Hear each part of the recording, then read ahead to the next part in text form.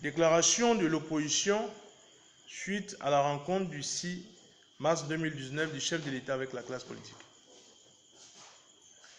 Le mardi 5 mars 2019, le chef de l'État a adressé une invitation aux partis politiques ayant exprimé leur volonté de participer à l'élection législative du 28 avril 2019 pour une concertation le 6 mars au Palais de la Présidence.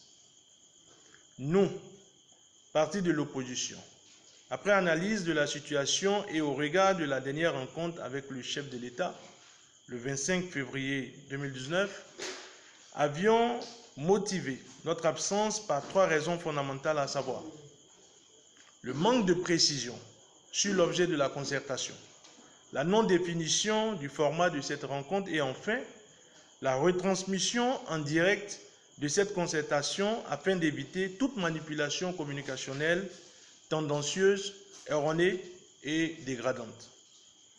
Le mardi 5 mars 2019, la Commission électorale nationale autonome Sénat, par le biais de son président, M. Tiando Emmanuel, a procédé à la proclamation des listes retenues pour participer à l'élection législative du 28 avril 2019. Sur les 7 listes ayant déposé leur dossier pour étude par la Sénat, seulement 2 listes ont été retenues, à savoir la liste Union progressiste et la liste Bloc républicain, qui ne sont rien d'autre que les partis créés par la seule volonté du chef de l'État. Cette proclamation fut le summum et la matérialisation de l'impasse électorale. Au cours de la rencontre de ce mercredi, le président de la République, par ses affirmations, a reconnu que nous sommes en pleine crise électorale. Et je le cite, « D'ici demain, après-demain, les députés puissent se réunir pour prendre des mesures qui respectent les lois actuelles, des lois de demain et d'après-demain. » Fin de citation. La reconnaissance de cette évidence par le chef de l'État n'est rien d'autre que la reconnaissance de la pertinence des positions de l'opposition, qui avait déjà attiré l'attention du chef de l'État sur l'impasse électorale que nous traversons. Qu'il vous souvienne que les forces de l'opposition, dans une correspondance en date du 19 février 2019, avaient déjà souhaité que le chef de l'État convoque dans les meilleurs délais toute la classe politique en vue de trouver des solutions consensuelles aux différents problèmes qui pourraient entraver la bonne organisation de l'élection législative du 28 avril 2019. La séance s'est tenue sans aucun parti politique de l'opposition. Était donc face au président de la République, les partis politiques qui sont ses soutiens au Parlement, à savoir les membres du bloc de la majorité présidentielle. Ce dialogue entre amis a néanmoins débouché sur une annonce majeure.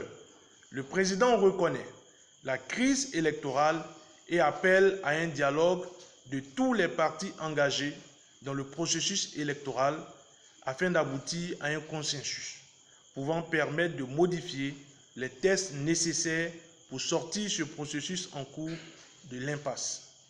Cela appelle quelques conclusions claires.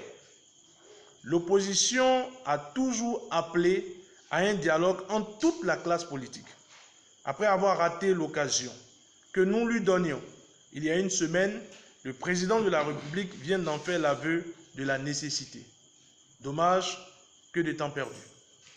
En demandant que le Parlement se penche sur les modifications de tests nécessaires, le président de la République reconnaît que ce ne sont pas les partis de l'opposition qui seraient des défaillants, mais que ce sont les tests eux-mêmes qui comportent des incongruités, des pièges insurmontables. Cette recommandation forte du président de la République pour sortir de la crise appelle la suspension immédiate du calendrier électoral. Conformément à nos engagements communautaires, aucun texte de loi ne peut être modifié à moins de 6 mois du début du processus électoral, à moins d'enlever un consensus des formations politiques engagées dans le dit processus. La demande formulée par le président de la République et remise entre les mains de l'Assemblée nationale doit donc être subordonnée au consensus qui devient une question préjudicielle. Ainsi donc, comme point majeur que nous proposons, vous devez pouvoir retenir en petit 1, retrait du décret convoquant le corps électoral. En petit 2, abrogation de la charte des partis politiques, du code électoral et du code pénal en ces aspects qui régissent les campagnes électorales et les élections. Petit 3, assise entre les partis politiques pour rapprocher les positions et mettre en place un nouveau calendrier électoral. Petit 4, enfin, relance du processus électoral inclusif.